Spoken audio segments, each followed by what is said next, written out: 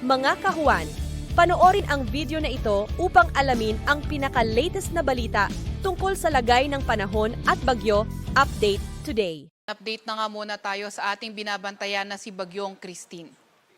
Ito ang si Christine ay kaninang alas 4 ng hapon nasa may coastal waters na ng Santa Lucia, Ilocos Sur. Ito ay nagtataglay ng lakas na hangin na 95 kilometers per hour malapit sa sentro at bugso na abot sa 145 kilometers per hour. Ito ay kumikilos sa direksyong kanluran ng mabagal. Ito ang si Christine ay nananatili pa rin sa severe tropical storm category.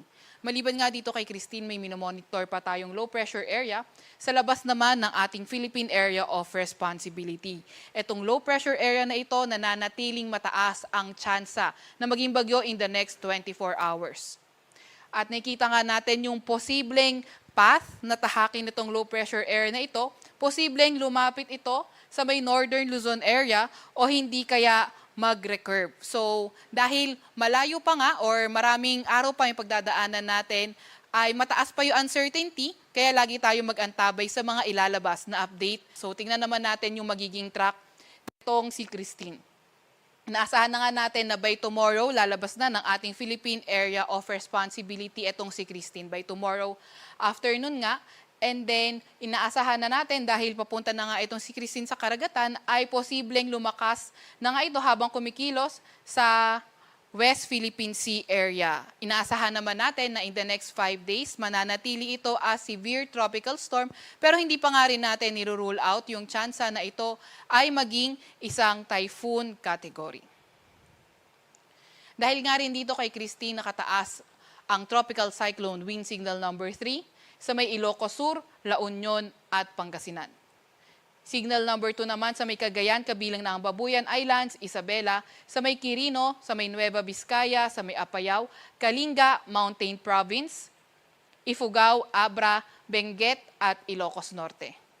Signal number 2 din naman yung inaasahan natin sa may Aurora, sa may Nueva Ecija, sa may Tarlac, sa may Zambales, sa may Bataan, Pampanga at Bulacan. Signal number 1 naman sa may Batanes, sa may Metro Manila, Rizal, Batangas, Laguna, Cavite, sa may Quezon, Occidental Mindoro, Oriental Mindoro, Marinduque, Romblon, sa may northern portion ng mainland Palawan, kabilang ng Calamian Islands, Cuyo at Kalayaan Islands, sa may Camarines Norte, Camarines Sur, Catanduanes, Albay, Sorsogon, Masbate, kabilang na nga ang Ticao at Burias Islands. Signal number 1 din sa may Aklan, sa may Capiz, Antique, kabilang ng Caluya Islands, Iloilo, Bantayan Islands, Northern Samar at ang northern portion ng Samar. Meron din naman tayong nilabas na weather advisory kung saan meron tayong mga inaasahang malalakas na mga pag-ulan, dulot nga ni Christine. So sa ngayong hapon hanggang bukas ng hapon, asahan natin yung heavy to intense rains, 100 to 200 millimeters sa may Pangasinan, Zambales, La Union, Cavite, Batangas at Occidental Mindoro.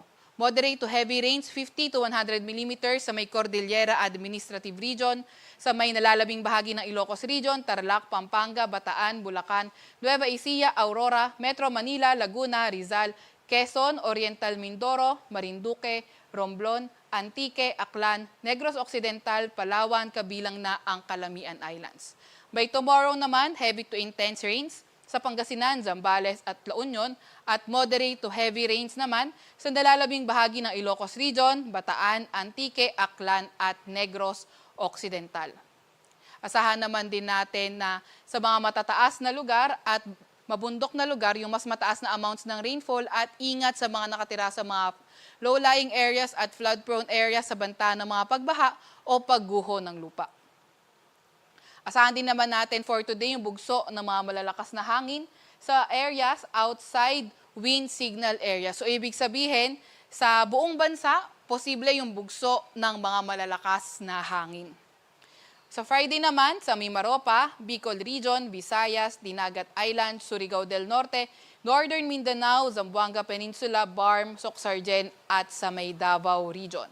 Meron din tayong nakataas na gale warning dito sa may Batanes, northern coast ng Cagayan, kabilang na ang Babuyan Islands, Ilocos Norte, sa may Ilocos Sur, La Union, Pangasinan, sa may Aurora, sa may Zambales, Bataan, sa may Cavite, Batangas, Lubang Islands, Isabela, eastern coast ng Cagayan, Quezon, kabilang na ang Polillo Islands sa may Metro Manila, Bulacan, Occidental Mindoro, Palawan, kabilang na ang Calamian, Cuyo at Kalayaan Islands, pati na rin sa may Cagayan Silio. So, yung ating mga kababayan, kung maaari ay huwag muna tayong pumalaot dahil magiging maalon hanggang sa napakaalon ng karagatan sa areas na yan. Meron pa rin nga tayong gale warning, Camarines Norte, Camarines Sur, Catanduanes, Oriental Mindoro, Marinduque, Romblon, sa may Burias Island, southwestern coast ng Negros Oriental, Negros Occidental, Guimaras, sa may Iloilo, Capiz, Aklan at Antique. Meron din naman tayong storm surge warning sa may Aurora, sa may Cagayan, sa may Ilocos Sur, sa may Isabela, sa may La Union, Pangasinan at Zambales. So, itong mga area na to, kailangan mag-ingat tayo sa mga storm surge. At yan naman muna yung latest kay Bagyong Christine.